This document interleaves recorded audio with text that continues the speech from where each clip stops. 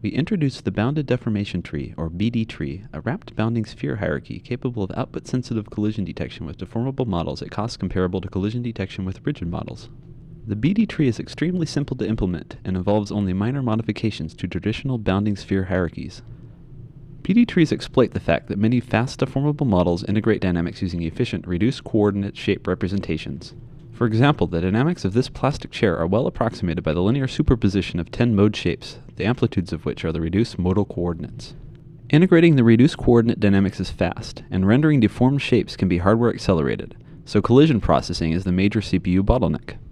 A common approach to deformable collision detection involves updating a layered bounding volume hierarchy every time an object deforms, at cost linear in the number of bounding spheres.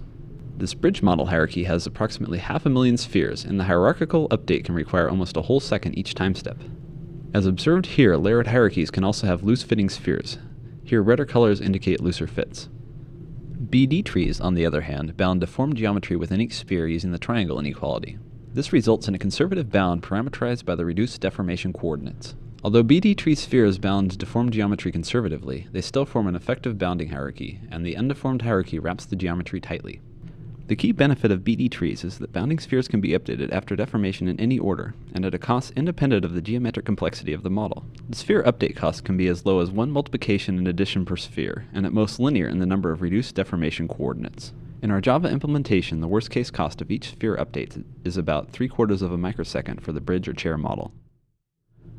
By updating spheres only when needed during tree traversal, updating costs are limited to the number of spheres actually queried, and are thus output sensitive. Since most scenes have relatively few triangles in contact, output-sensitive BD trees can result in substantial savings.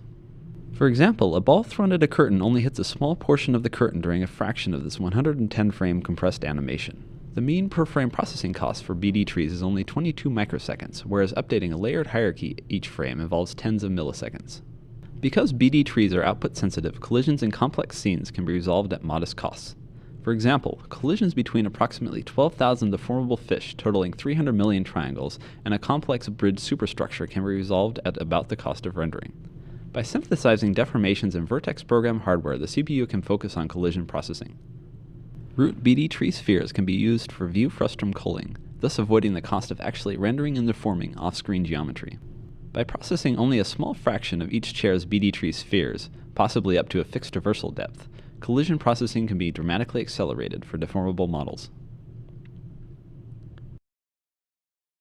Finally, this simulation of 3,601 plastic chairs involves 64 million deforming triangles. The mean collision processing cost per time step is about 2.1 seconds, similar to the mean per frame cost of OpenGL rendering.